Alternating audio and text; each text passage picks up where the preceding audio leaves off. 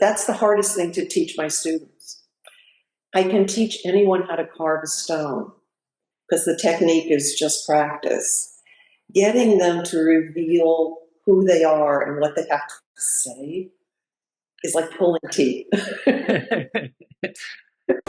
Through the halls of memories, brushstrokes of history, capturing humanity. Stories left untold, whispers of the past, secrets they withhold. Yeah, yeah. Oh, the condition report. Actually, this is great because I had a perfect shot of that sculpture behind you. That's Puss in Boots. And did you do that? Yes, yeah, that's wonderful. Yeah. I'm sitting in the one of the fairy tale rooms at the museum. That one of the fairy tale rooms? Yes. How many fairy tale rooms do you have? There are 2 rooms dedicated just to fairy tales. Okay. And then we have a dragon room and mythology room. Wow. And a room full of different kinds of animals. Okay. We have a sacred spaces room with architectural pieces. We have we have another room with kind of I would say interior spaces. It's human and room empty spaces. Mm-hmm. And we have a room of heads and flowers, and another one with Baba Yaga, who's a witch. Oh, I'm familiar with Baba Yaga from John Wick. Well, this is the original. Oh, the original. This is the witch who lives in the house on chicken legs. And Oh. in this particular room, she is eating the artists. I think it's about the business of art. Okay. She's eating the artists that I think have kind of ruined art for other people. Oh, no. So it's kind of nasty because if you're noble of spirit, she helps you, and if not, she eats you. So, okay. Wow. I'll tell you, that started with Neil. I'll tell you how that started. Okay. But you said you have a room with, did you say heads and flowers? It's sculptures of heads and images of heads and images of flowers and sculptures of flowers. What I've done is try to create kind of magical rooms that kind of intertwine with each other. Yeah. It's not a normal museum. Oh, that's good. It's very approachable. It's kind of like having a crazy friend who has a lot of art. Right. It's kind of like visiting that. Except okay. We're going to have sculpture gardens. We'll have beautiful gardens. We're working on that now. Yeah. So, but it's not at all stuffy. Good. I really wanted children to be able to come in here and relate. Yeah. And then talk about it, bring their parents, their grandparents, have conversations with family. Yeah. So, and this is the art that I love. So, and Neil loved. Neil was my partner. He passed away, but he left me, I was in his gallery, and he left me hundreds of pieces of art. Wow. So he's a big influence as to what I have here. And what I was going to ask you about him because I see him on your About page. Yes, yeah. He and I met, I guess that's when we started at the beginning. Should we start at the beginning of I started doing this or how I met Neil? You have a preference? Whatever came first. I came first because let's see. I was an English major and never expected to be doing any kind of art. Yeah. I took the one mandatory art class you have to take at college. Yeah. I loved it. I always loved it. But I was going to write. And my husband was in a very bad car accident. And I took a pottery class to relax. Yeah. And I came back and said, I have to do this. Yeah. I fell in love. And so I started as a plotter, and a man named Bruno Lucchese was teaching at the New School in New York, and about I was doing hand building only. Okay. So it was kind of sculptural. And he was teaching at the New School, and a lot of people gave me his book about doing the figure in clay. So I was already working in clay, but I had never really had any formal art training. Hmm. And I decided to take this class. And I walked into this room, and there was a naked man in the middle of the room doing these sculptures. And I thought, oh God, what am I doing here? I know nothing.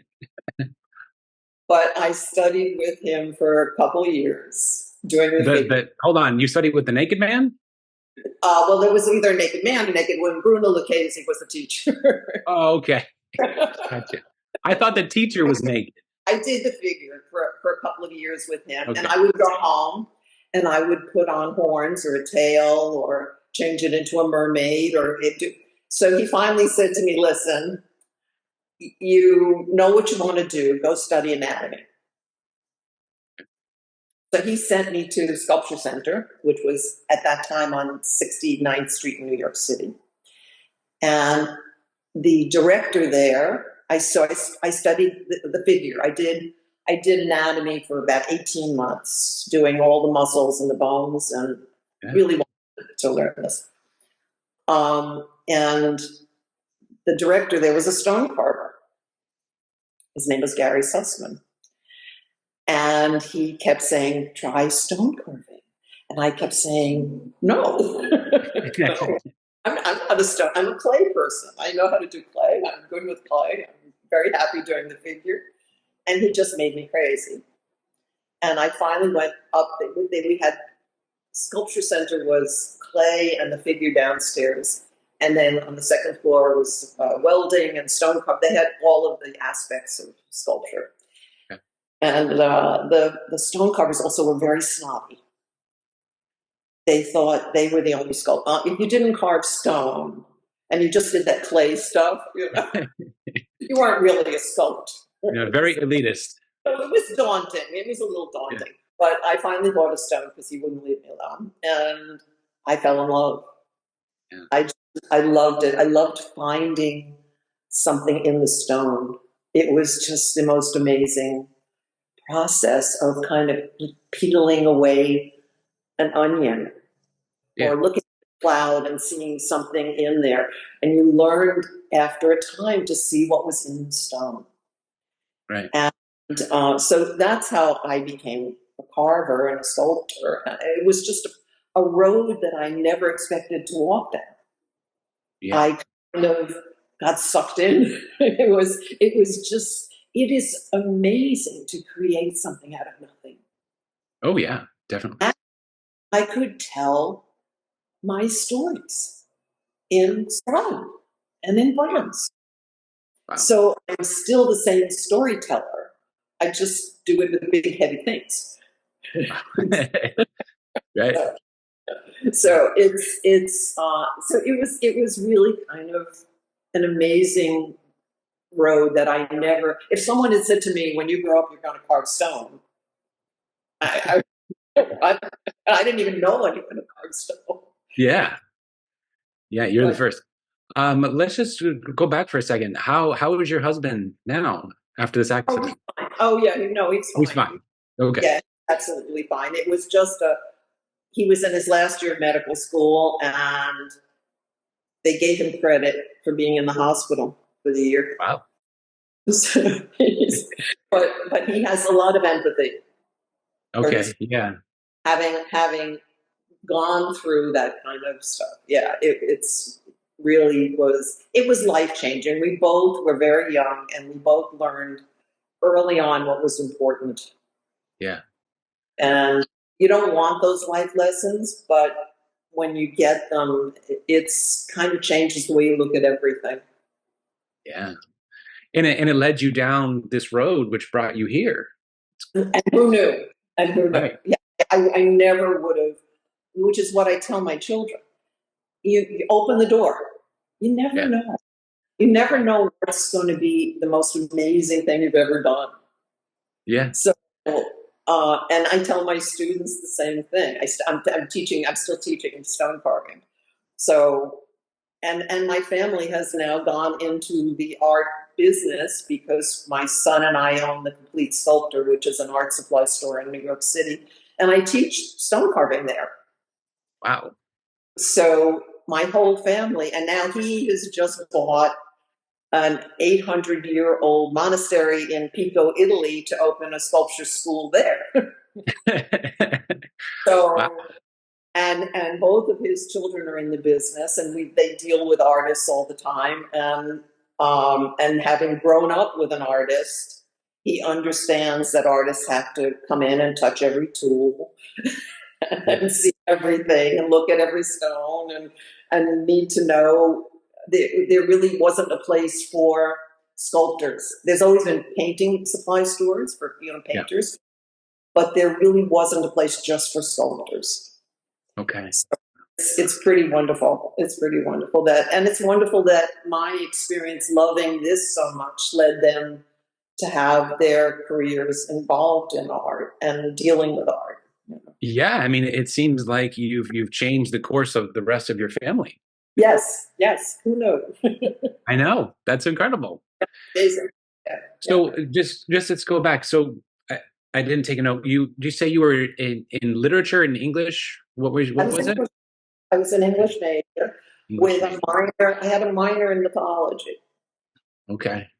and I always loved stories. Yeah. I always loved telling stories, reading stories, and so when I started doing the sculpture, I was able to create those characters that I had known and loved in Yeah. my version. In my version, which tends to make they're a little different from the from the standard version, but I tell the story the way I see the story, and I think that's what all artists do. You take your experience and your life, pass it through you, bring it out, and then someone else hopefully is touched by that. Yeah. Yeah. Yeah. That's beautiful. And that's our job. That's our job as an Yeah. artist. Yes. Wow. To and that's the hardest thing to teach my students. I can teach anyone how to carve a stone because the technique is just practice. Getting them to reveal who they are and what they have to say is like pulling teeth. Yeah. Wow. Do you feel like they're hesitant to show their true self? Is that the problem? Yes. I think they're either embarrassed or maybe they don't want the world to know, but that's what you bring. That's what makes everyone's art amazing is that it's that person's way of seeing the world and that person's experiences. So you have to open up a little bit to let that out when you're doing art. And that makes you very vulnerable. Sure. Because you're vulnerable to criticism, you're vulnerable to people ignoring it. It's if it's really you there, Yeah. it's kind of you don't have that mask on anymore that we No. all wear that protects us from being hurt Sure. by Yeah. being hurt by the world, right? Right. So I know that, and we'll talk about your Facebook and Instagram. Do you ever read the comments on your Facebook and Instagram, or no, because you don't want to deal with? I mostly don't think about it too much because I have had the experience of people who really don't know what goes into this kind of work and this kind of life say things that are kind of dumb Sure. and hurtful. I've had people say things about some of my students' work and young students, and it really hurt them. And they didn't know that this kid was 15 and carved a stone for 3 years and then put it out there. And you being being critical of someone else's art. I don't live my life that way anyway. My mantra is be kind. So that's, but it's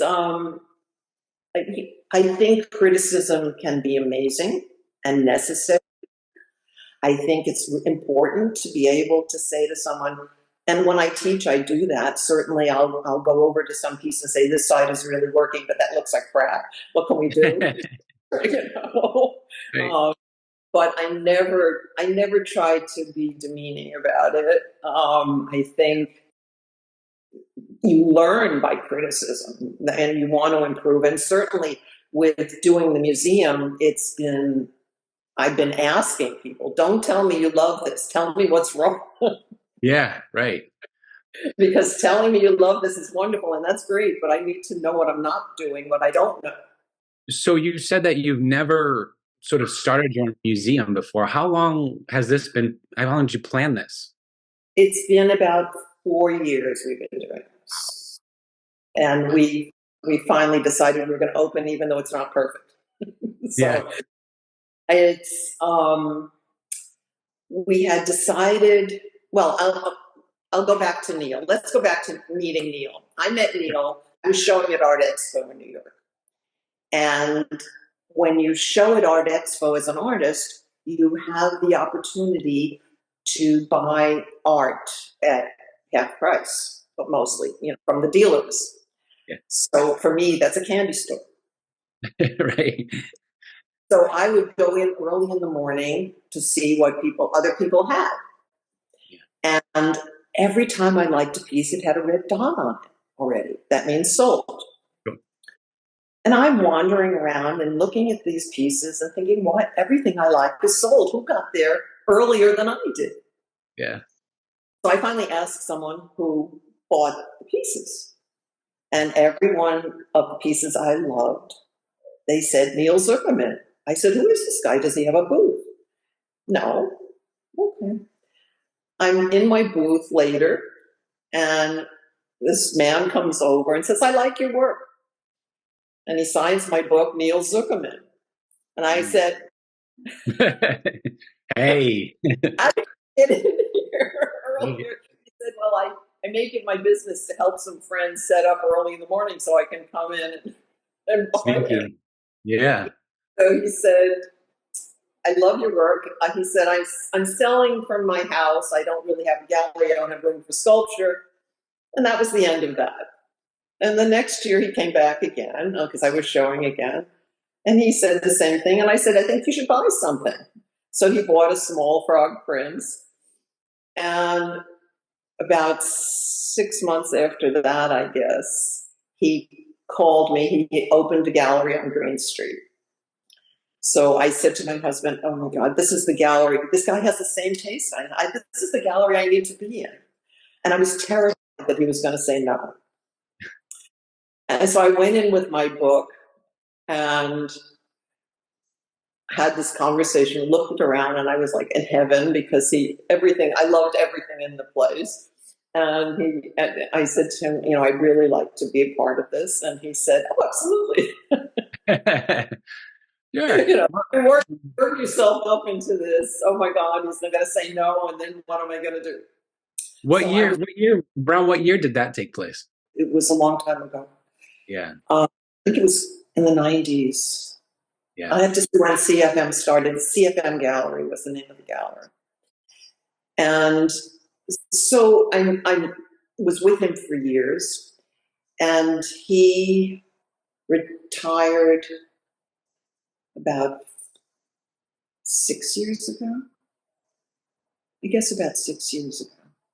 And we were having a conversation about art, loving art. He was amazing. He was friends with Leonor Feeney. And that's how he got started collecting art. Okay. And so he had quite a number of Feeney's pieces.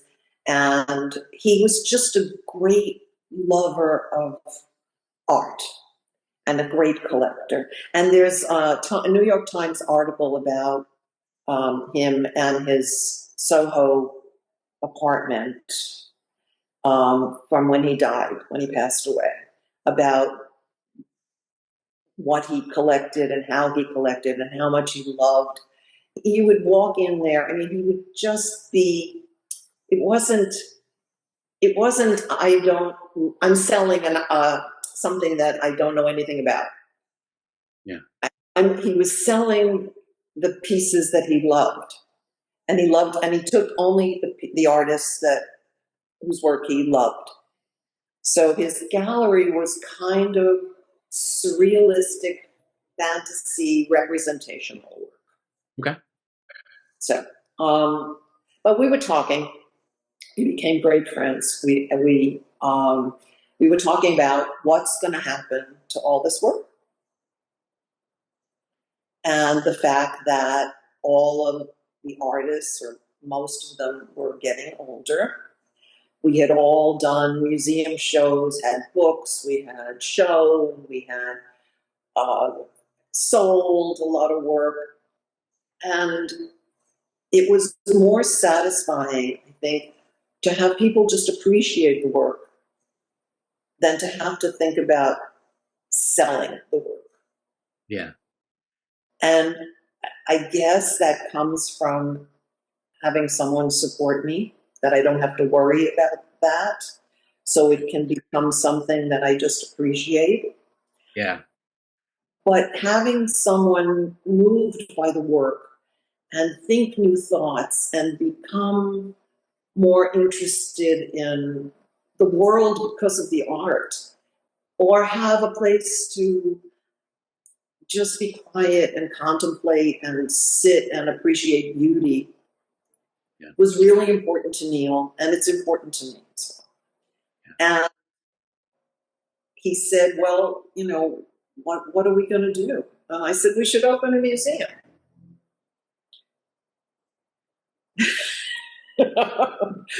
Well, who knew that? Who knew? Museum. So he said, okay, I'm there with you. We'll do it. We'll do it. I had a house in New Jersey right near where the museum is. I had a house here for about 40 years, and it was our weekend house. I love the area here. And there are no museums. There are no fine art museums. There's a train museum and some other types of museums, some historical societies, but there really isn't a fine art museum anywhere in this area. And so when we talked about this, New York has a museum every other block. We didn't need to put a museum in New York.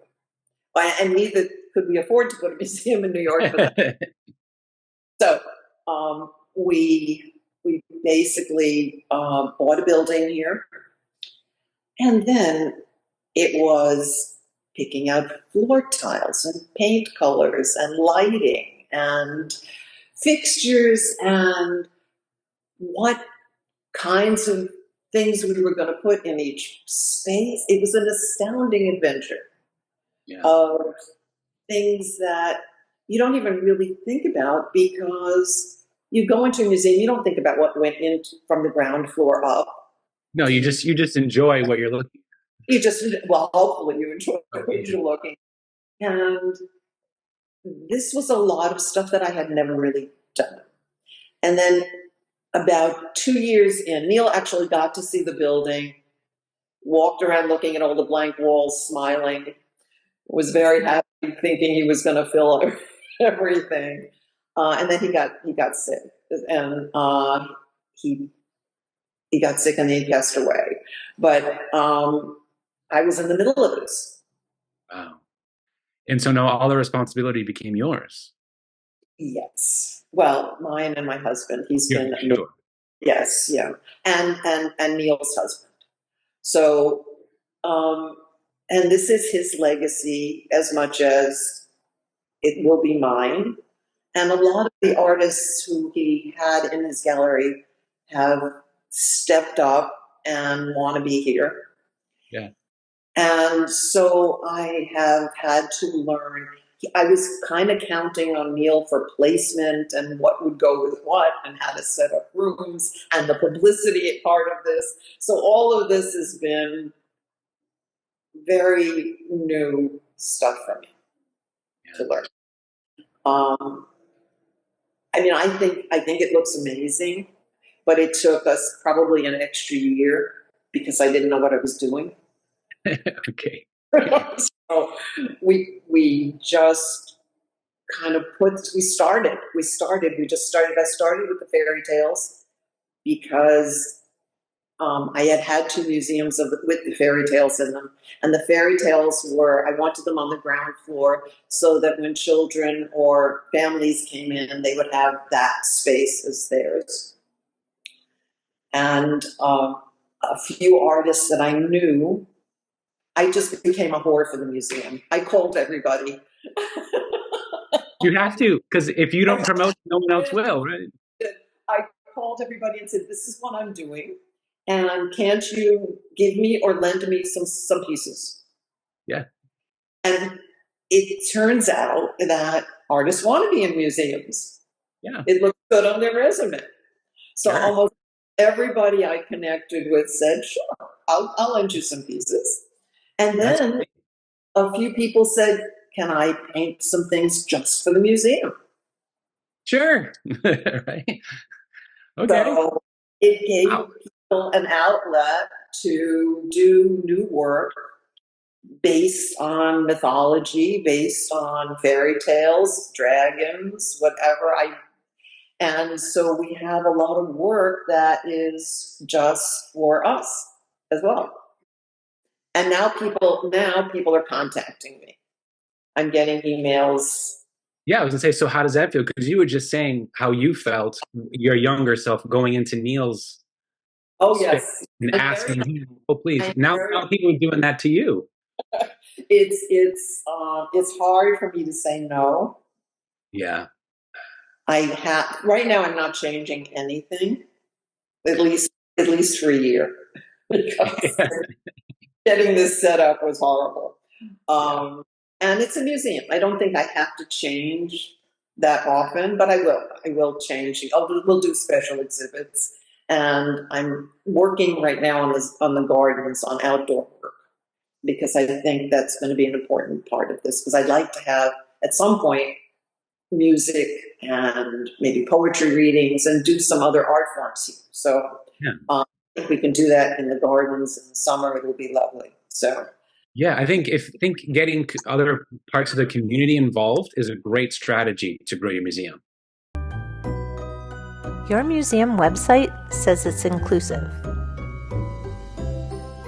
But what happens if a guest doesn't speak English? The 42 Kites premium devices translates your exhibit text into over 100 different languages. Even Zulu. Only at 42kites.com. and I'm trying everything. Good. Yeah, you have to, because you don't know what's going to stick, so you have to just try. Yeah. Yeah. Yes.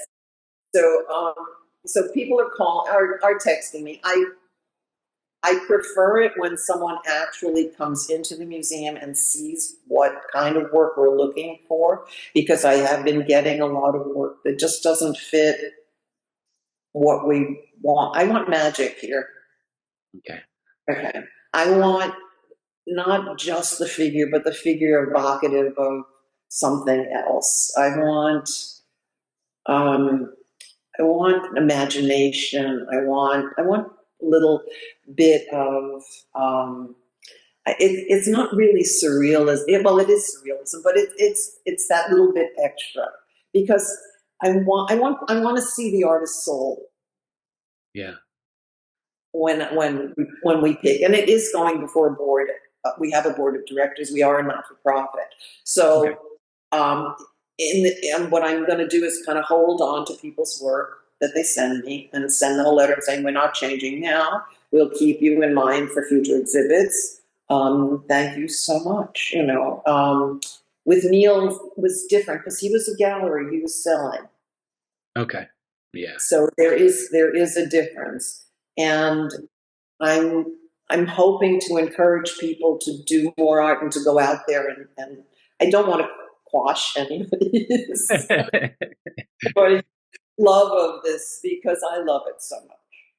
Yeah, I can tell from talking to you. I can tell. Do you give when you tell someone no, which I'm sure is very hard for you?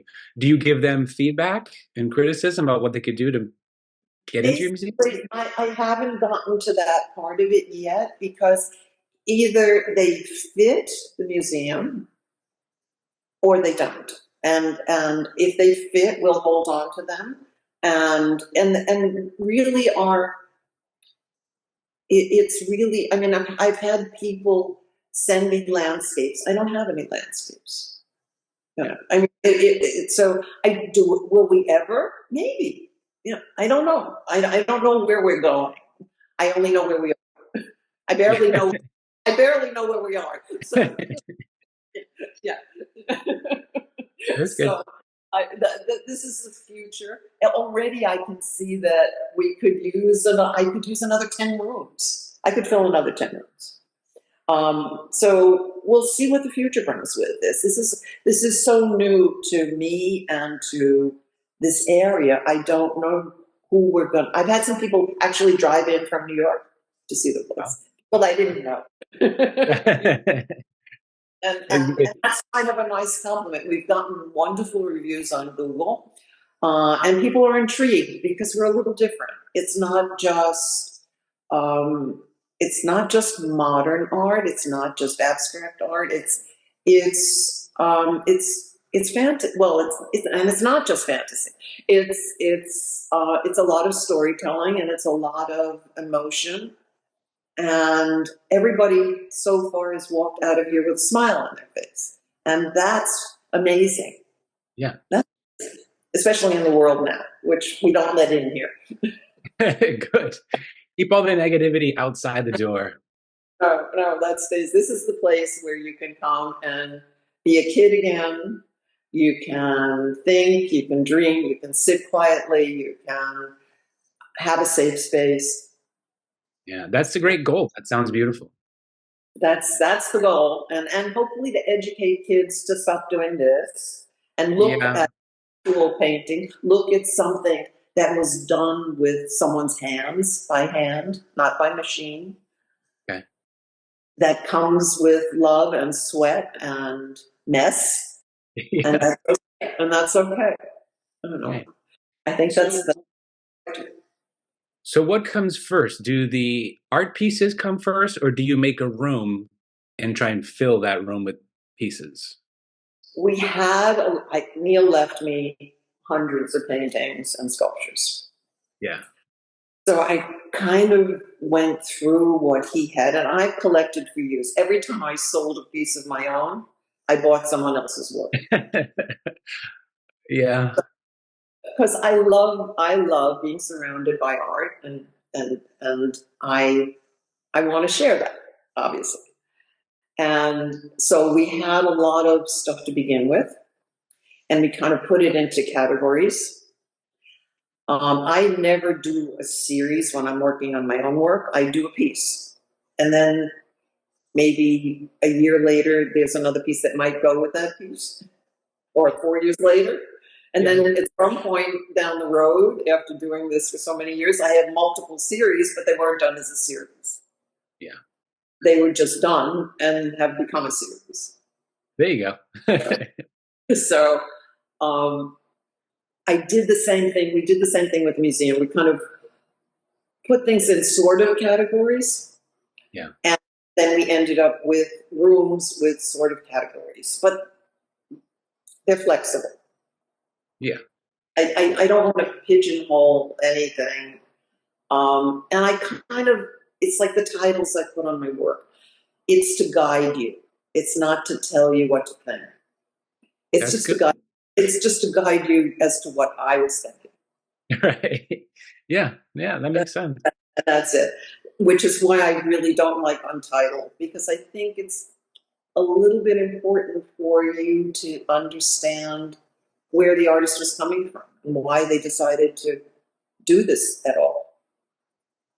Yeah. Sometimes I don't understand, so then it's more difficult. but it's I like it when you kind of get a path to walk down, and then any viewer is going to bring their own experience. Yeah. And often I will have someone tell me something about a piece that I never even thought of when I was doing it. And then I can see what they're saying. Yeah. Which is what art is about. I mean, you have a viewer who's going to bring their experiences to what was your experience, and it changes everything. It changes the entire dynamic of the piece. Yeah. So I once was, when I was showing at a museum, I had a woman. I had done this cicada, and since it's the year of the cicadas, they're all coming out this year. Yeah. But I was standing near the piece, and a woman came over to me and she said, "This is beautiful." She said, "You know, when they come out in the summer, I usually kill them." And I went, and she said, "I'm never going to do that again because I never really looked at them before." Yeah. And I went home and I said to my husband, "I changed the world a little bit today." You did. You did. And amazing is that you can, that art has that power. Yeah. To focus in on things that maybe people don't look at, but artists do. Yeah. And then bring that back to the public. I once said it was kind of like throwing up, but it's not. But that's the way I feel sometimes. I can't get things out fast enough. But to have that power to make the world better through what you have to say about how you see the world is magic. It's a magic. It's wonderful. Well, I'm glad you're doing what you're doing because the world needs to get better. Yeah. Oh, yeah. Yeah. It's been kind of crappy the last few years. Yeah, and it's not looking good. No. Yeah, it's hard to figure out what to say now, but I just hear Neil behind me periodically saying, "Just make beautiful things. Just keep making beautiful things." Yeah. You don't have to, although I did do recently a face screaming, but other than that,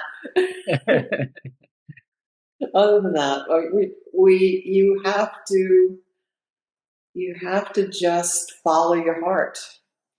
And I think most artists do, and it's very hard for them. I think you're very vulnerable as an artist, and you're not selling socks. No. You're not selling a product. You're selling your heart, your soul, your work of hours and hours and hours and hours. You can't put a value on that. And unfortunately, in this world, if you're not making money, you're not valued. Yeah. And so it's just a handful of people who can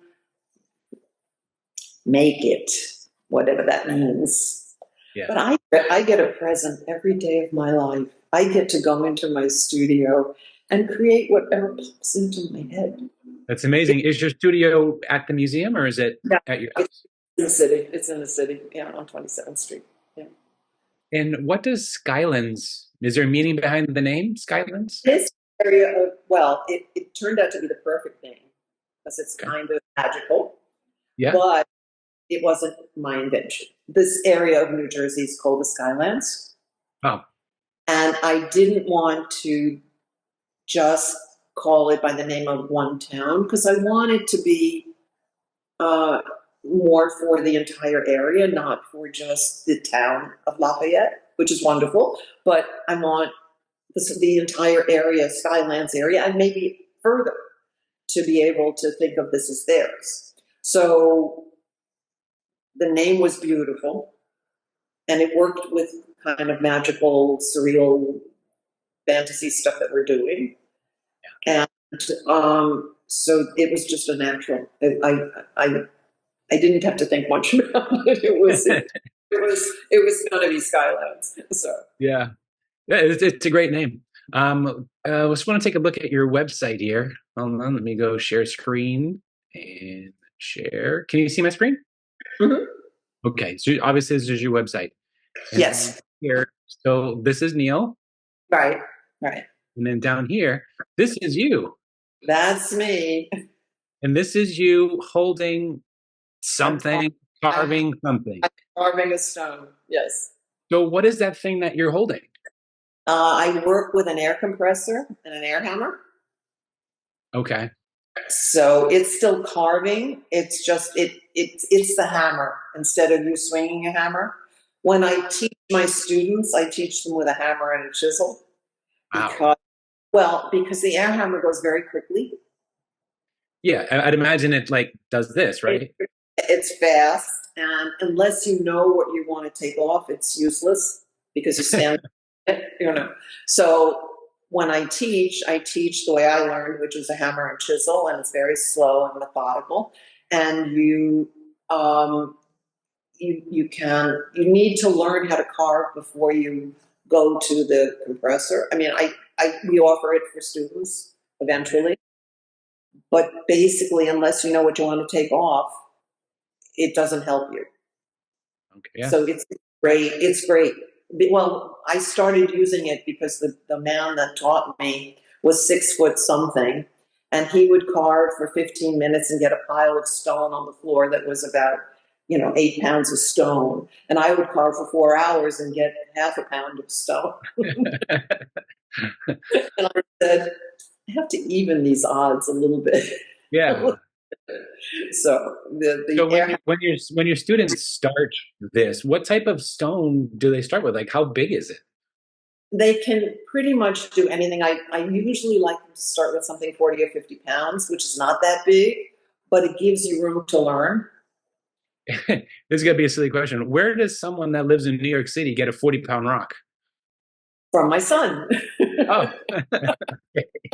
But yeah, he sells alabaster and marble and all of the supplies for sculptors.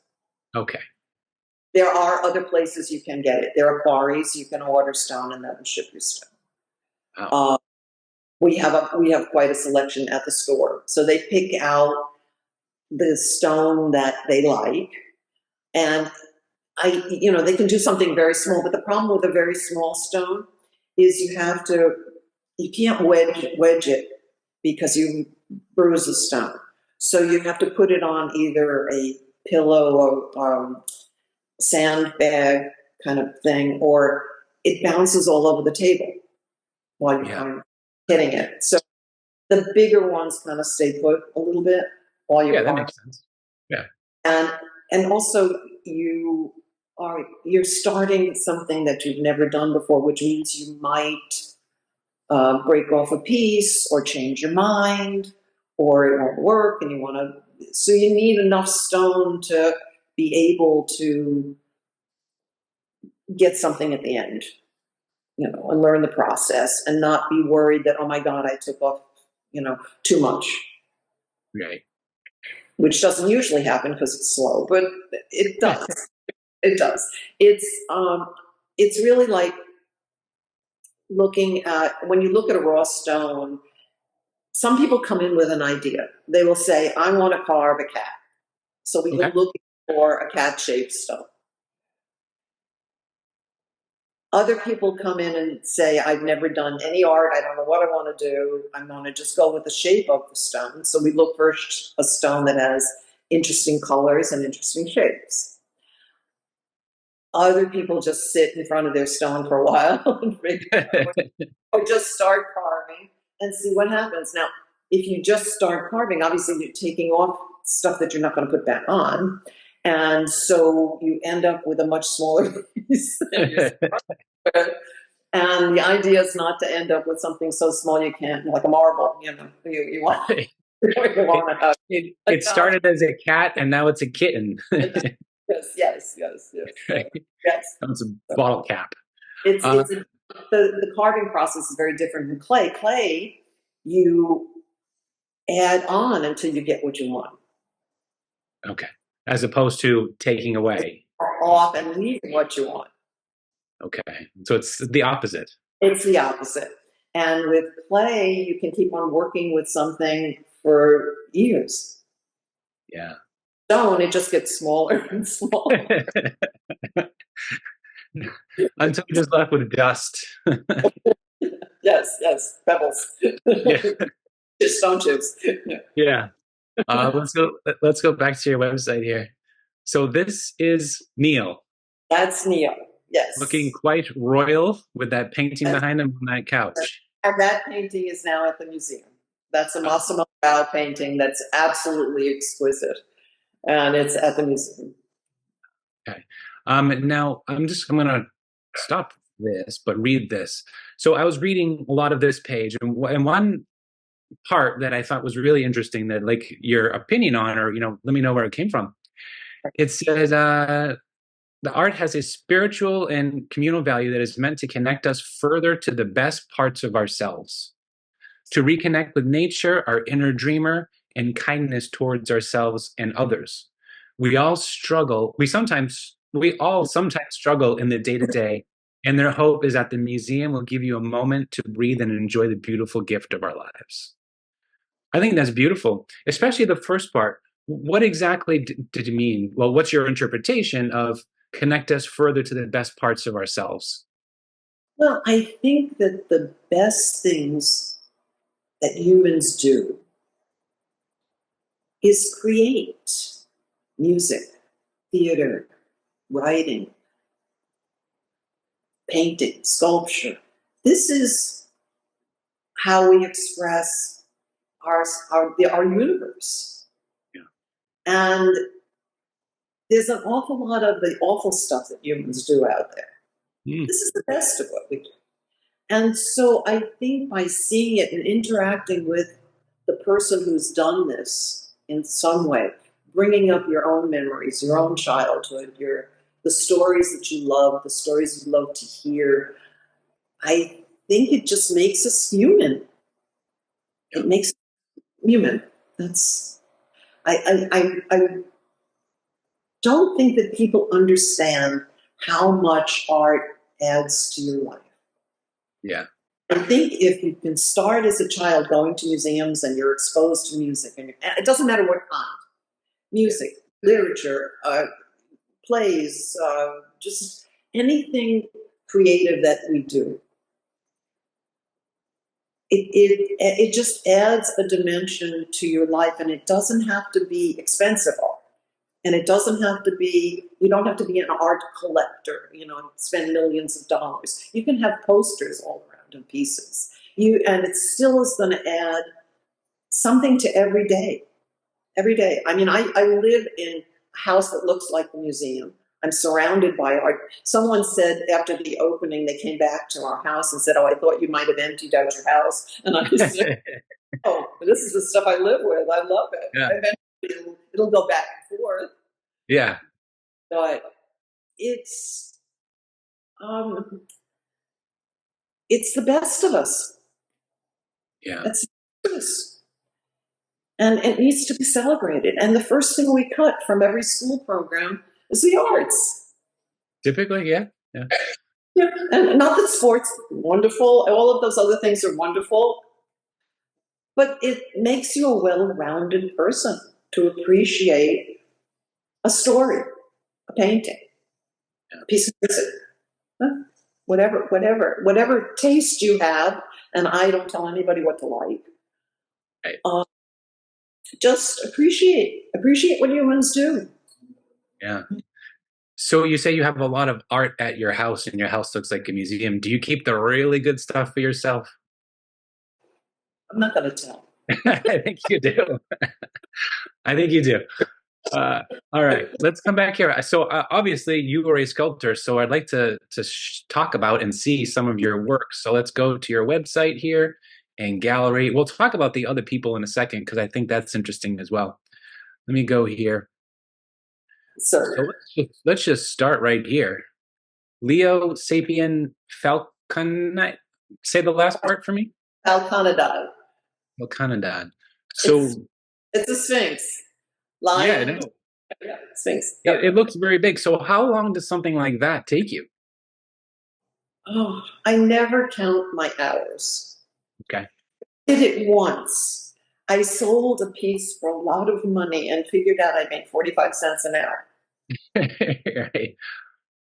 And it, and I work on multiple pieces at a time. Yeah. So it's So hard to keep track, I'd it's, imagine.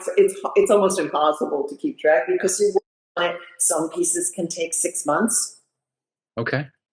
Some pieces come a little more quickly. Everything about sculpture is slow, though. There's no, unless you're a welder, and I didn't like welding, No. but it's immediate. Welding is immediate. Um, there's there's no time frame. It's done when it's done. Oh, It, sure. Yeah. some of them they can take a year. Sometimes I'll start working on something. My students keep telling me, everything you do, you pick out the perfect stone. It always looks great. It always comes out perfect. I said, you don't see the ones that don't work. Right. Those are not the ones that are going to be shown. I said, I once did a piece that I thought was going to be this brilliant leaf of a daisy, and I was going to call it "He Loves Me, He Loves Me Not," right? And I worked this marble piece for about a month, and I looked down at one day, and it was an ashtray, and I said, "Okay." Right. Under the table. They go under the table. Sometimes I pull them out again. Yeah. So that piece was bronze. Which material is the best to work with? There is no best. What do you prefer? I love carving, direct carving, finding something in stone, but there are things you can't do in stone. It doesn't have tensile strength. You can't have things hanging out from it. You can't, there are shapes. If you go to the Met or one of those museums, you'll see that all of the fingers on the sculptures have little bars in them, and they're all supported on branches or whatever they're. So there are things you can't do, and all of those torsos that you see were not torsos when they started. Yeah. So over years, I mean, it's fragile in that respect, and so there are things I can do in bronze, and I start with clay and make a mold, and then you do a bronze. Okay. I've also worked in acrylic. I work in aqua resin. I do some things over styrofoam. Um, I try, especially now that I'm a certain age, I try to vary what I do during the day. So I carve for a couple of hours. I can't carve all day anymore, but I carve for a few hours and then I'll switch to wax or switch to another material because I go in for the whole day. Yeah. And I try to go back and forth and use different materials, and they're all wonderful, and they all do different things. Yeah. So it's like saying, do you like watercolors better? Do you like oils better? Do you like it? It depends on what you're trying to do. I think Yeah. it's not a better. It's not better. It's just different. Just It's different. Yeah. yeah. Let's take a look at this one. This in the eye of the beholder. That's Narcissus. He is looking at his. You know the story. No. He, No. he just loved himself. You know the psychological term for narcissist. Sure. Sure. He loves himself. So the mythology of that is that he just fell in love with his own reflection. That's why he's hunched over, looking into the. Looking into yes, and he's looking into the water, and the narcissus, the flower, the narcissus, he turned into the narcissus flower. Oh, Those, that must have took some planning. So you knew. I'm assuming you knew before you did anything. This was going to be on the side of water, and he was going to be hunched over. yes. I will tell you a funny story about that. I sent pieces. I had a student who wanted to cast in Kiev, and it was much less expensive. So he was going to do enlargements for there and bring it and then ship it back, and it was still cheaper than doing it here. Wow. And I sent him this piece that I had of a woman she was supposed to be on the ground looking into a pond, and her reflection, and her hair was over her face. And he sends me a picture back with her head turned. And I said, why did you do it that way? He said, well, we fixed it. because no one would see her face. I said, no, no. Can't fix it. It's supposed to be looking into the pond. Yeah. Wow. But the artist there decided I had done it wrong. Oh, whatever. Whatever, man. Yeah, no. So yeah. So there are funny stories about this stuff that people just don't understand what you're trying to do sometimes, Sure. Yeah. and want to help. And want to help. They want to help. Yeah. Thanks a lot, buddy. Let's take a look at this one. Look at this, a rhinoceros beetle. So that is carved. That's stone. Right. Now, how did you get the smooth shine on that?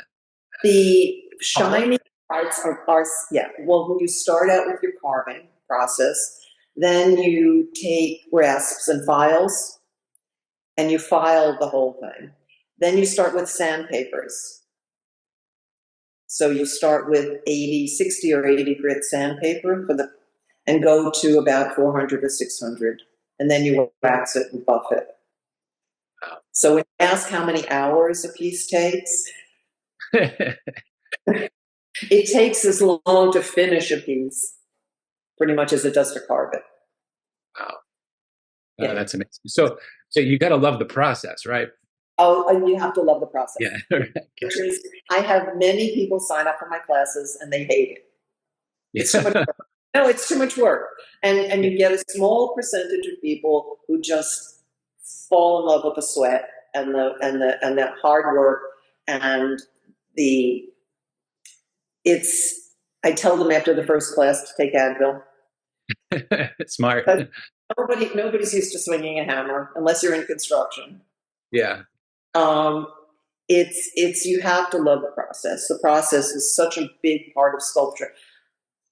I don't paint. I'm not a painter, so I don't know about the process for them and how much is involved in terms of liking the process itself. It seems to me that it's a lot more immediate, certainly, because you can kind of sketch on what you want to do and move from there. I have a great appreciation for anyone who can draw or paint. I draw on my stones, but then it disappears. No one ever sees it. Right. Yeah. So I obviously I have no idea how you do what you do, but you have a stone. Do you like take a marker or something and go, okay, the head's going to go over here?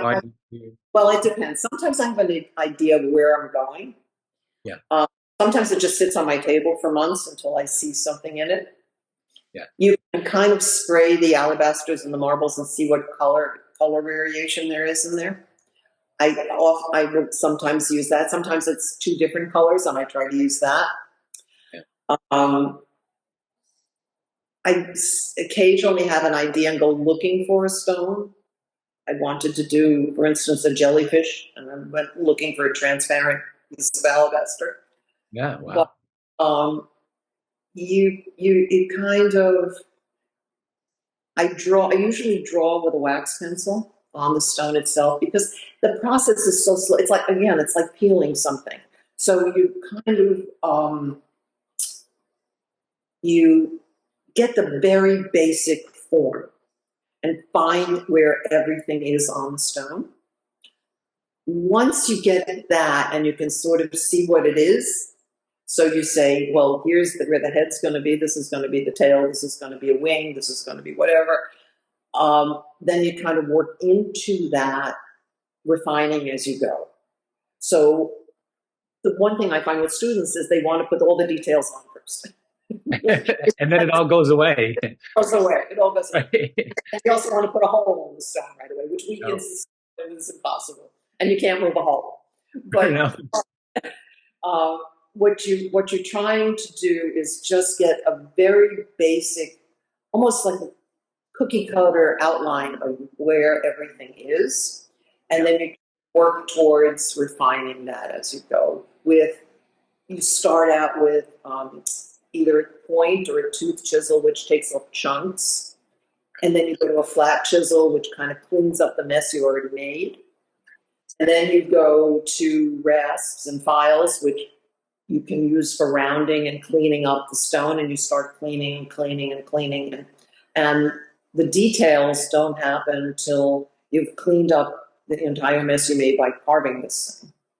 And then you can start putting in wings or feathers or whatever you want to do. So, but that's the end of the process, not the Yeah, right. I like this one. Hold on, take a look at this guy. He's cool. Bookworm. That's my self-portrait. Nice. That looks great. Once again, it has that beautiful shine to it. It's so smooth. Now, the original of that one was done in stone. Okay. And rolled off the stone and did it in bronze. Wow. So, because the stones are unique. So the stone, you get one. Yeah. It's become harder and harder for me to part with those. Yeah. But if someone wants the piece, I can make a mold off the stone with rubber. Yeah. Do it again in another material. So you can make a copy in a gypsum material, cement material, bronze, silver, whatever. Once you have acrylic is another wonderful thing that you can copy in, and then you can do a multiple. So you can do a limited edition. So for those artists who don't want to sell their original, it's like having an oil painting and making prints in, I guess, lithographs or whatever from the same image. Yeah. Now you're saying the stone ones are difficult for you to let go of. Is that why your Puss in Boots is behind you? Is that a special one? They're all special. Whichever one I'm working on is my favorite. Okay. I don't want to tell them they're not special. Okay. Now I'm noticing that one was just a coincidence. How come? I'm assuming the outfit of the cat is sort of a brown, but the actual cat looks white. Was that just coincidence? No. You can, by not polishing certain areas of the stone and polishing other areas, you can get a different variation in color and texture as well. Yeah. Wow, that's amazing. Contrasting textures and colors. I can show you, if you want, the Princess and the Pea, where I used one stone to do all the different mattresses, acrylic for the bottom, and made a little pea and stuck it in the acrylic, and then the base is bronze. So it uses acrylic, bronze, and stone in the same piece. Yeah. Can you take me over there? So can you see? I can tilt it down a little bit. Okay. Yeah. Wow. Okay. That's amazing. So what materials are in there again? So she is bronze, looking very uncomfortable. Right on the top. The stone is alabaster. Then the pea is every layer is alabaster? Every layer is the same stone. It's one stone. Okay. And I textured with different textures and polished different areas. Yeah. And then the pea is embedded in a piece of acrylic that we made a mold of and put in. Can you angle it down so I can see the pea? I don't actually see the pea. And you okay. Yeah. Yes. Yeah. And are those dragons on the bed post at the bottom? Yeah. Yes. Well, I have this thing about dragons. Yeah, I kind of put them in everything. You do. Wow. And what's the ladder? What's the ladder made out of? That's bronze as well. Wow. Well, congratulations. That looks amazing. So yeah, you can use different materials. Like here, this one has bronze buttons for the eyes. Can you angle it down a little bit? Looks okay. It's like a rabbit. It's the velveteen rabbit. Okay. Yeah. And this is one of the paintings that we have in the museum that Brian Branch did, Puss in Boots for the museum. He did this piece for them. That's great. Good job. That's beautiful. Yeah. Okay. Let's come back here. Let's talk about this one. This one's very cool. Catnipped. I did a series of bubble pieces, and I was starting to do these bubbles, but I had all this stone on top. Sometimes they just happen. Yeah. And so it was just very funny to have this cat hanging over all the bubbles. Yeah. And, the stones, they take on shapes sometimes, and you'll see, sometimes I'll walk by and see an ear or an eye or something, and in a stone that I never knew what I was going to do with. Yeah. So, and they're just there. So usually I go with it. It's amazing. It's amazing how you make a sphere out of stone. That seems very difficult. It's actually very interesting because I was talking to one of my students about this recently, because I said, if you take a square stone and you make a ball, you pretty much learned everything about stone carving that you need to know, because you have to remove so much material to make the round shape from a square or any shape. And you have to find it in there. So you kind of have to draw circles on all the sides as much as you can, and you just keep roughing it out until you get the circular shape. But there's nothing easy in stone. It's all hard. Yeah. It's all hard. You just work on it. It's very slow. So you can work. And you just look at it. And when I first started teaching, I would draw on someone's stone, and I'd come back and they wouldn't even look at what they were doing. They just followed my lines. It was like carve my number. And Right. I had to be so careful about what I drew on someone's stone, because you have to, and students also, they nod yes, and they don't understand what you're saying.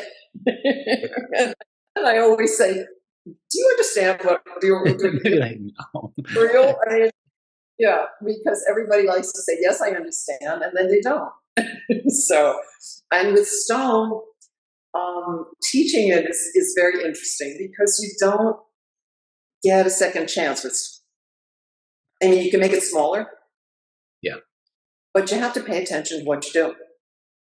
Even when you're sanding, even when you're rasping, because it's like a file that takes off material. So you can't just stand there and blindly sand, you make it flat. Hmm. So the whole process is very slow and very and you're very involved. It's very personal. It's very tactile. You're working hard. It's hard work. Yeah. It looks it. Well, it's mental and physical, because you got to figure out what to do, and then you have to physically do it. Although they have now computers that can carve stone for you. Let's take a look at this one. I thought this was interesting as well. Share. Contemplating humans. So when you had this idea, were you looking at the world and the world was just chaos, and you were like, what is happening with humans? It comes out. Did I get it right? Yes. Yeah. No, it comes out, and it can't not come out. When your exhibits are outdoors and there is no electricity and no wall labels, how can you help guests explore those exhibits? The 42 Kites premium devices work great in sun-drenched meadows, rain-soaked trails, and snow-covered landscapes. They work anywhere you want them to. Only at 42kites.com. I said that anyone could learn to carve, and if you have a personality, you have something to say. You just have to learn how to say it, and what material you feel comfortable saying it in, and what way. And you're saying yours this way. Okay, this is you. Yeah. I presume. I'm presuming here, but yes, it's allowing who you are to come out in what you do. Yeah. And so this is a dragon. I don't really see. I see kind of wings. Is it a dragon? It's a dragon. Okay. Yeah. And red and green alabaster. So is that something that you buy, like, through your son? Yeah, that's a domestic alabaster, which he gets from out west in this country. Yes, I don't buy it. I've heard it. Right. I'm your mother. Give me that stone. Somebody said, when I put my initials on the stones that I want, those are the ones everybody wants. I Yeah. think So you said that there's now machines that carve stone. Were those machines made to replicate art or for something else? I think they're probably original, and I think they're great for that. They're probably for building materials Yeah. and architectural pieces, which they're terrific for because it's a lot of sweat equity in one of these pieces. For art, you do it on the computer, you draw it, or you make a model and do a 3D image, and then it carves it. It's missing one aspect for me, at least, which is the interaction between you and the material, which I love. Yeah. Maybe not everybody loves that. I like working hard on my stone. So for me, it's fine. But you find surprises. Yeah. Sometimes when you start a carving, you expect to go one way, and you find something in the stone that you want to take advantage of, or you break off a piece and it goes a different way, but it's a piece you really didn't need. You just didn't know you didn't need it. Yeah. So things happen in the process that if you plug it into a machine, the machine's not going to know that process or have that process. That's the human element, which I think. So those pieces come out perfectly, but perfect is not enough. Yeah. And perfect is not always necessary. Yeah. I mean, is perfection ever the goal? Well, that's why they put the white threads in those carpets, so it shouldn't be perfect. Only higher power makes things that are perfect. Yeah, right. So knowing that, and there's a lot of sense to that. How do you feel about AI? Well, as a child, I always wanted Robbie, the robot. Right. I always wanted that robot around to do the things that I didn't want to do. Yeah. But for art, it's the stuff you want to do. Yeah. So having artificial intelligence do all the crap work, sure. I'm all for it. Let it do the dishes. Yeah. So that I can be in the studio. To make art,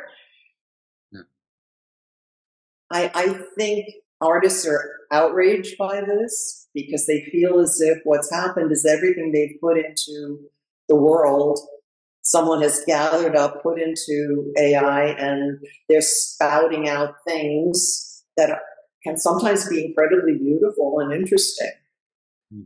But it comes from stealing someone's ideas. Yeah. So I can't say I'm in favor of that. Sure. But it's like any other machine. I love my compressor. Yeah. It's great. It's great. I can carve. I was carving when I first started by hand, maybe 2 3 pieces a year. I can do 12 or 15 in a year. Okay. It's a wonderful tool. The tools are wonderful. I love my tools, but it's a tool. Yeah. That's all I'm going to say. Because I know there are going to be people who think it's the most amazing thing that they can plug in a drawing and have it pop out a sculpture. Sure. I like the work. I do. Yeah. And I'm going to do it as long as I can. Yeah. Good. That sounds great. I told my children they're going to find me under a rock. Let's come back here. So actually, before I actually show the other ones, you not only is the Skylands Museum your pieces, but it's other pieces as well. Oh, yes, we have many other artists, absolutely. And again, I will look for more. I do open it up, certainly to people who have pieces for outside. We have about 50% women artists, which is unusual for a museum. But I don't care if they're purple artists. I want good artists. Okay. So I think that's great. Yeah. So I find it astounding that there are so few museums that still have at least 50% women. That should, just by numbers game. But Yeah. it's, yeah, it's astounding to me. I think it comes out of a selection process that goes through galleries, and that's why Baba eats those people. It all goes back to Baba Yaga. Yes, absolutely. Absolutely. Let's take a look at a few of the other artists you have here. So, Alois, am I saying that right? I don't know. Yes, yes. She had shown in another gallery when I called her. She sent me these two pieces. She said something that I'm going to quote that was the most wonderful thing the other day. She wrote about the museum. And she wrote at the end of this little statement on Facebook, "You will be the same. Come to the museum, come see the work, blah blah blah." And her creatures are there, and they're interacting with all these other creatures, and it was a whole story. But at the end, she wrote, "You will be the same but different." Yeah. And I just loved that, Yeah. because that's what art does. Yeah. You're the same but different. All of a sudden, you've seen something in a different light. Yeah. That's going to make you feel good because I feel like that's why you set this up the way you did. Absolutely, absolutely, yes, yeah. And again, she was one of the artists I called because I loved her work, and the artists have been wonderful. They've been wonderful. They really just said, we trust your vision. Yeah. So there's two pieces from this artist, one named Balthazar, one named Medicine Man, and I'm very upset that neither of them are named Boris. I'll tell her. Yeah, missed opportunity. But they're very good. Let's come back over here. Let's come back here, gallery. We'll just click through a bunch of these here, get a good overview of what's going on. Here we go. Anne Bachelier. I don't want to mess that up. And Bachelier. Yes. Bachelier. So I see the whole fantasy thing happening again with the Cheshire Cat. She's amazing. Well, she has illustrated Alice in Wonderland and The Wizard of Oz and a whole bunch of the Phantom of the Opera. She's an amazing painter. I met her at Neil's Gallery. She showed there for years. Her work is astounding. And when I met her, she spoke very little English. And I spoke very little French. And I spoke to this woman for 2 hours about I don't know what. Ever since. So when she was about to illustrate Alice in Wonderland, well, she said she couldn't do it. She didn't, because it's been illustrated by all these amazing people over the years. And I sent her a rabbit for a Christmas present.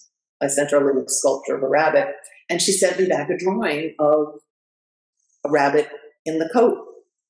And then we called Neil and said, she's going to do this book because she can do this.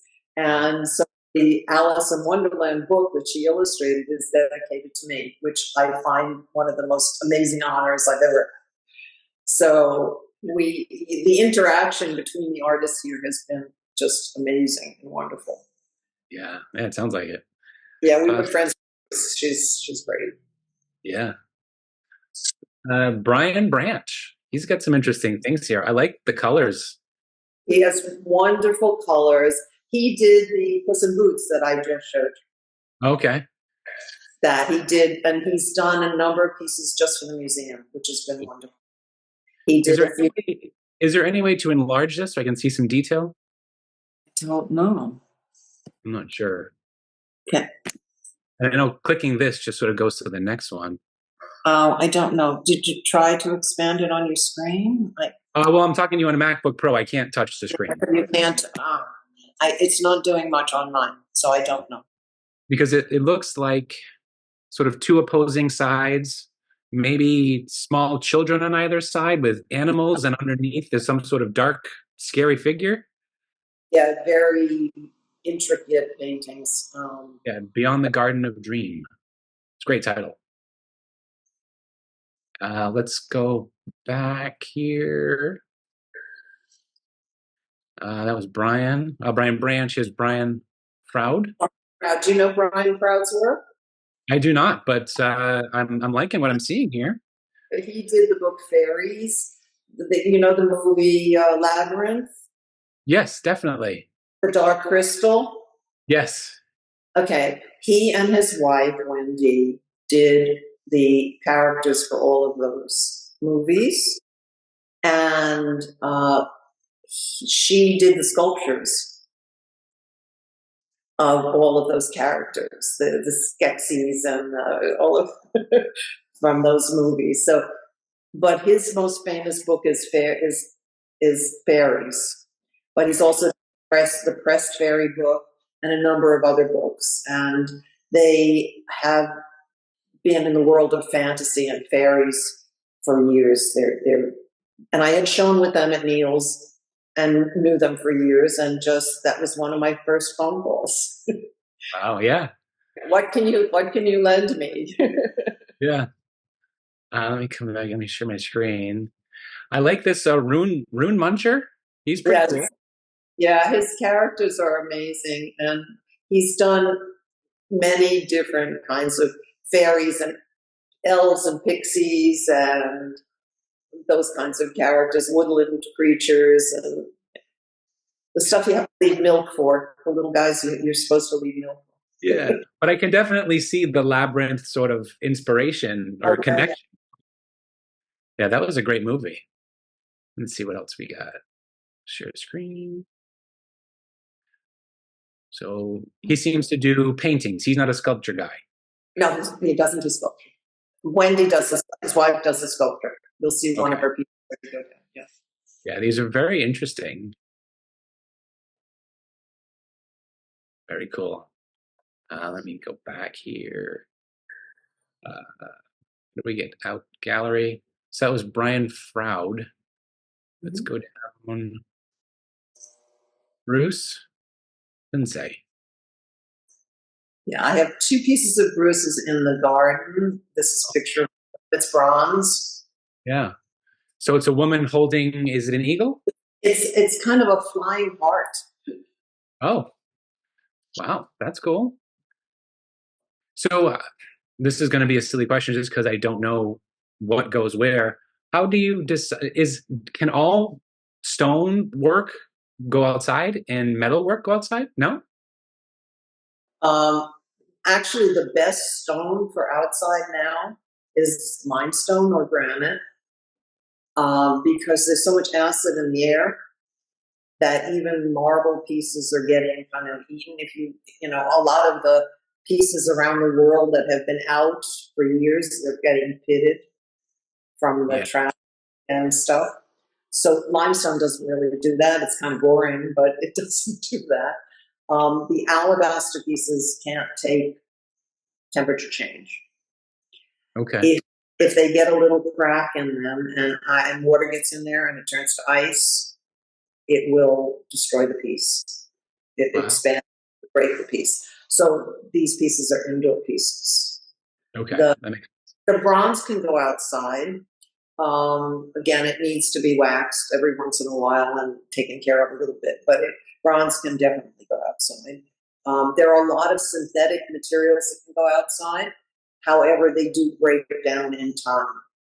So I tend not to use them because I've had issues. If it's for me, I'll do it.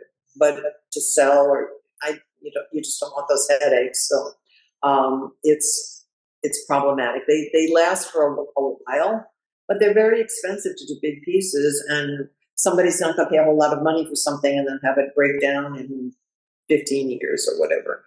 And the environment that it's in, it depends on, some places are just too hot, too cold, so some people can put stuff out for a season and then bring it in for the winter. Yeah, makes sense. Whatever. You could do that, or in a protected area where there's a canopy or something on top of it to protect it from the weather of it. So, yeah. But not everything can go outside, which is why, and also for outside, you mostly want big pieces because it's amazing how a big piece disappears when you put it next to a tree It all of a sudden looks like a small piece. Looks giant when you put it inside, but in the world, it's small. Yeah. So, so you have to be careful about those kinds of materials and what's not going to fall apart or fall on someone. Yeah, that'd be bad. Yeah. Let's take a look at Frederick Hart.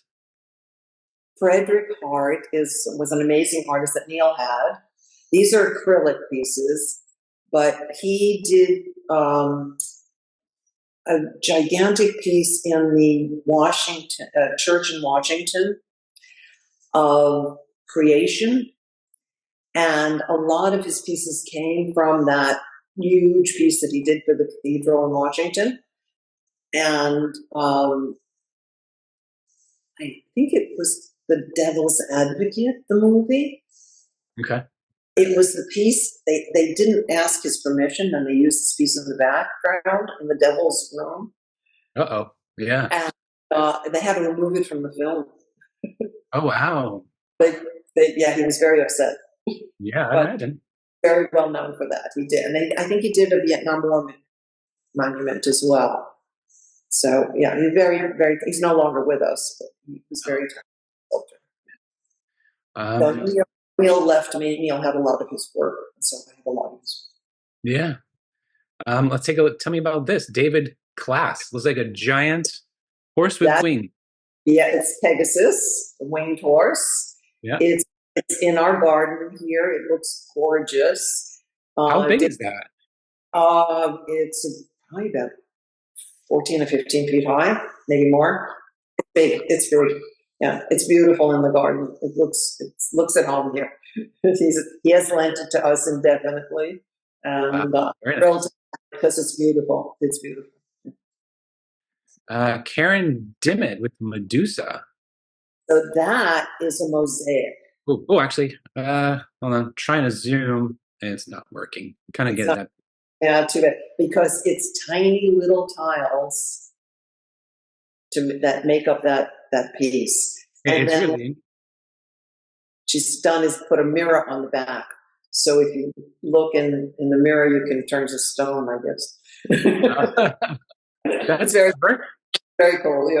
Yeah. I'm just scrolling down here. Here's another one that I thought was interesting as well. This is Lisa Lichtenfels. Lichtenfeld. Actually, Lisa just passed away as well. She passed away, I think, the week of our opening. So she doesn't know this is here because this was Neil's piece. And it is made of found materials and fabric. So his body, and her work is astounding. It's the body of this man has little hairs in his hand. It's done to such detail that it's amazing. And all of her pieces are done with an armature and then stuffed, and they're done with a stretchy fabric that's painted, and it's astounding work. It's really, we feel lucky to have all of these artists, I have to say.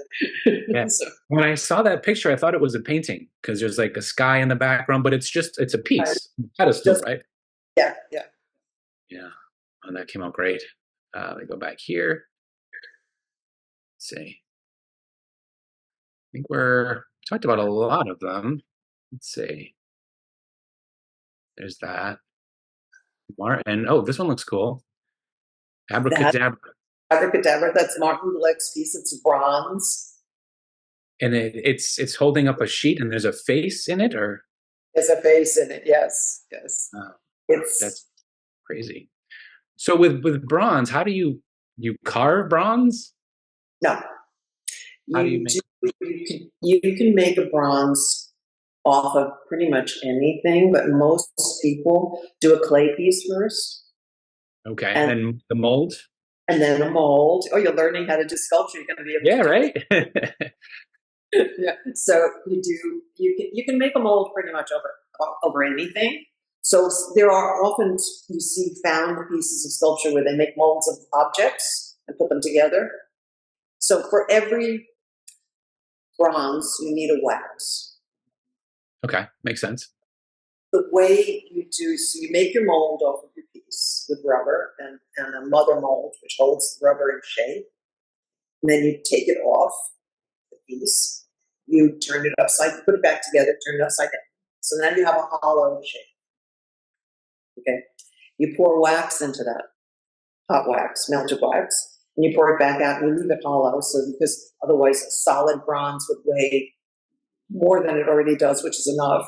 And it doesn't cast well because if you have thick and thin areas, as the bronze is cooling, it pulls away and makes holes and tears, and then you have to restore it. So it's most of the bronze casts are hollow.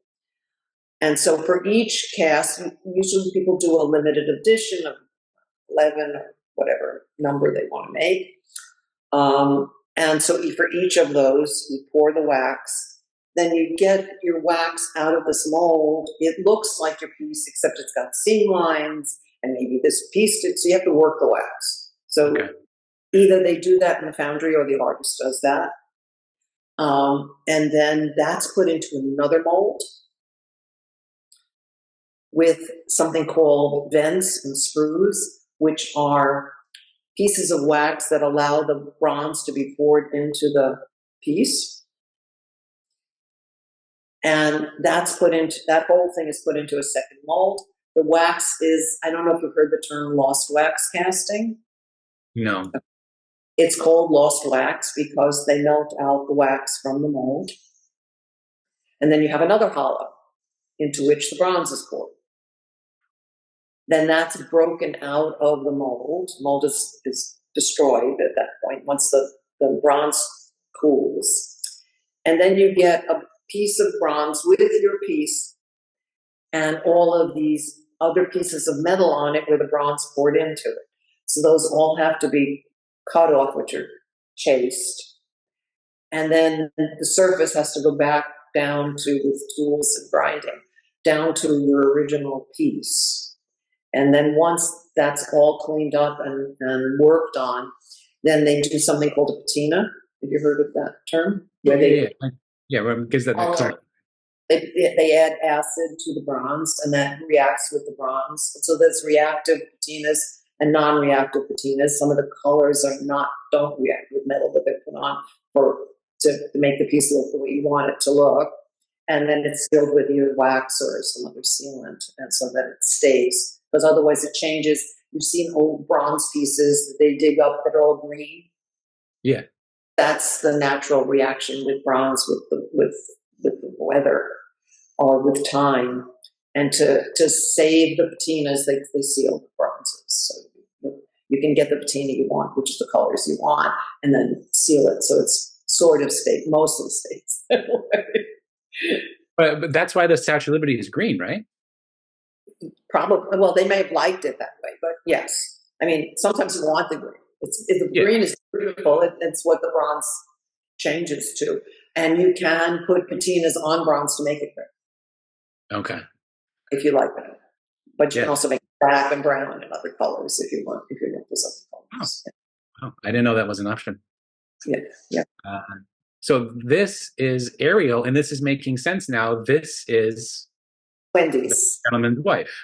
Yes. Right. Because it has that sort of labyrinth Absolutely. kind of look. Yes. Yeah, very cool. Let me go back here. So let's jump over to your Facebook page. Looks like, what is this gentleman doing here? Naked gentleman. That is Bacchus. That was a life-size piece, bigger than life.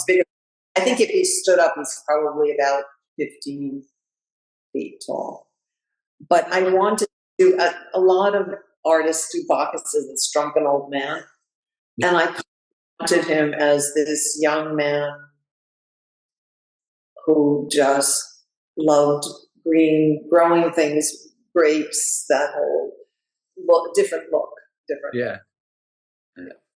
That's very cool. And here is, you said you like dragons. That's the dragon room in the museum. Wow.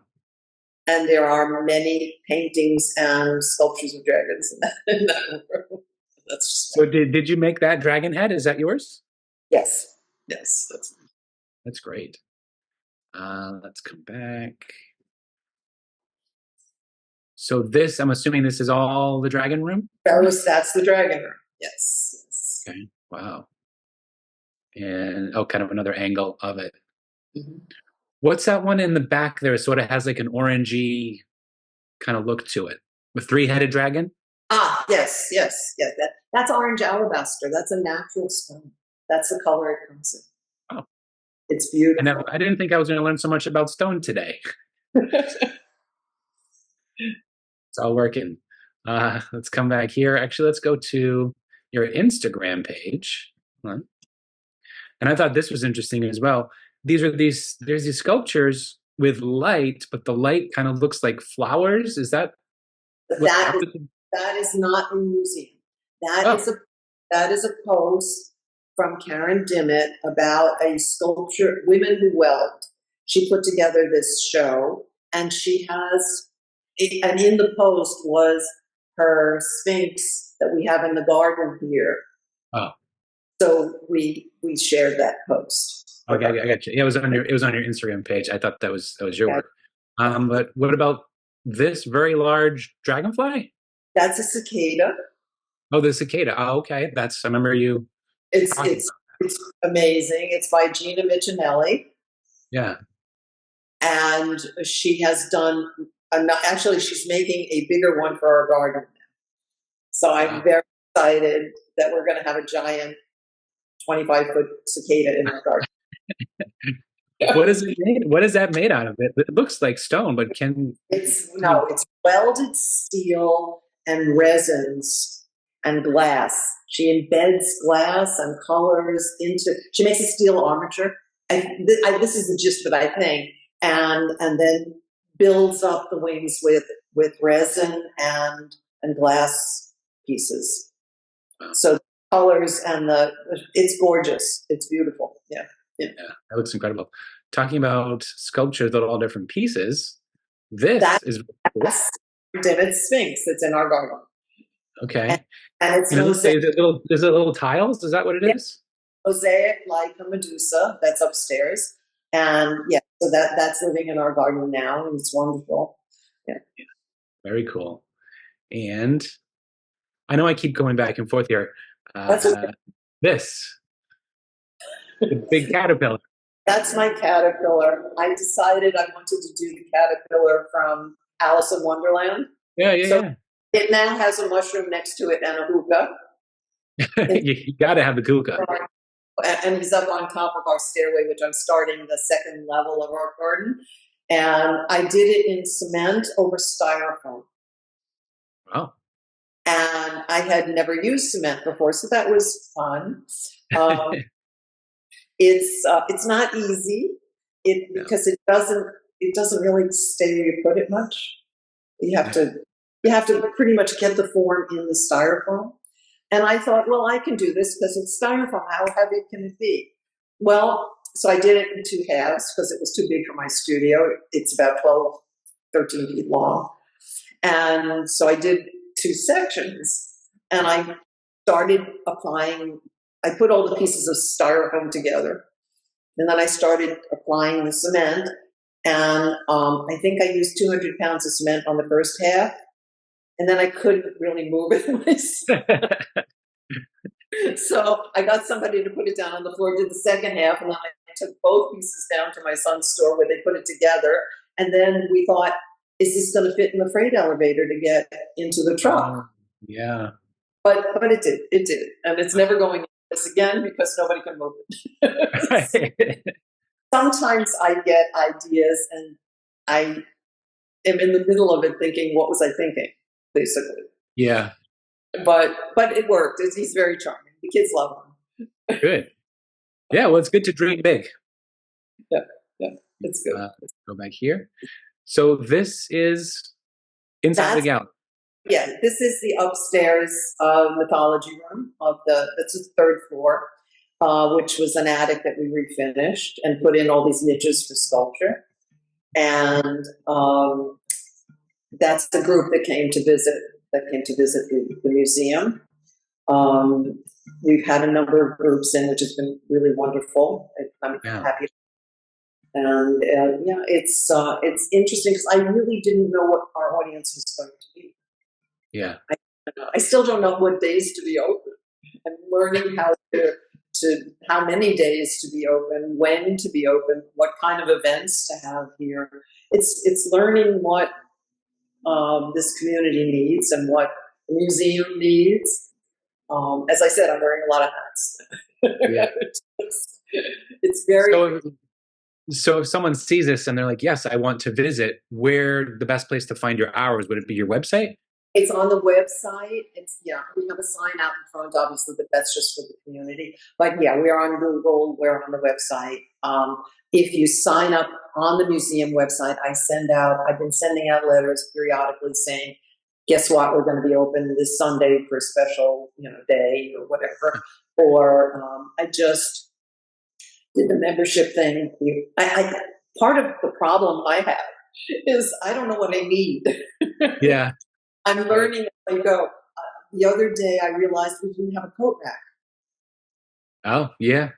So I got one for the basement. And most people keep their coats on if they have to, but I don't have a doorbell. I took out all the closets for space for art. Yeah. So that you can walk through. So luckily I left one closet in the place. So everything's in the basement. But it's, as you go and you realize, oh, that was dumb. I want the closet back. Oh my gosh, or why didn't I think of that when I was doing this? It's we kind of fly by the seat of our pants, I have to say. We just say, yeah, we can do it. Sure. I can do that. I can open a museum. And my friends keep saying, you kept saying you were going to open a museum. We didn't believe. Yeah. And here it is. And it's wonderful. So, I would love to get more input from people as to what they would like here, what they would like to do here, what kind of events. So I'm trying to ask people as they come in, how did you hear about us? And, what are your impressions? And tell me. I want to know. I want to know everything. I want to know everything. No, asking for feedback, I think, is great. Well, yeah. What I started doing now is putting QR codes around with the stories. Yeah. With all the fairy tales, I haven't done because most people know them, but I probably will do that as well. And information about all the artists have now QR codes. That was last week's project. And little by little, I'll start putting in more information about what people are seeing and how to get more information if they want it. What I did with all the artists is I said, we're not going to sell anything here, but I'll just give people your information. And they all said, fine. And I said, and then you can give us a donation. Whatever. I'm not asking for anything, whatever. So that's what I did with the artists, because people say to me, are things for sale? Yeah. And I say, no, it's a museum. Yeah. Not from me, but here's the artist name. Go bother the artist. Yeah. I think we talked about a ton. I thought it was really interesting, the story of how you became this sort of museum owner from being a sculptor, and it's a beautiful story. Yeah, but it's not what I expected, but I'm thrilled with it. I love to just walk around here and look at everybody's art and feel like it's just a wonderful place for people to come to. Yeah. And everybody walks out with a smile, and it's just so nice to have given this back. Yeah. Because the business of art is really difficult. The doing and the showing of art and watching people respond to art. I had a little girl in here a couple weeks ago, with her father, and she said to me, I want to live here. This is my dream. Wow. I was like, oh my God. So it's really nice. It's really been a wonderful experience. A lot of problems along the way, things that didn't work, ceilings that came down, plumbing that was no good. You buy a building, it's one thing after another, but we're getting there. We managed to open. The gardens are looking beautiful, and I'm going to continue with that aspect of it because I'd like to do outdoor events here. We have a short season, but it would be beautiful to have sculpture in the gardens and have events. So that's the plan. I think That's a great plan. like, Yeah. There's a chance that people leave there with a smile on their face because of you. well, I hope I contribute. That would be I fun. do because just hearing your passion and how much all these pieces mean to you, I've smiled a lot talking to you. That's great. That's great. But listen, we all can give what we give. I mean, you give back as much as you can. And I've been incredibly lucky. I've been incredibly lucky and blessed, and I'm happy to share that. Scenes from the next episode of The Condition Report. To try to tie in everything that I'm doing into a broader vision. I would love to reimagine a more vibrant world where people can really feel included and to inspire people to understand themselves.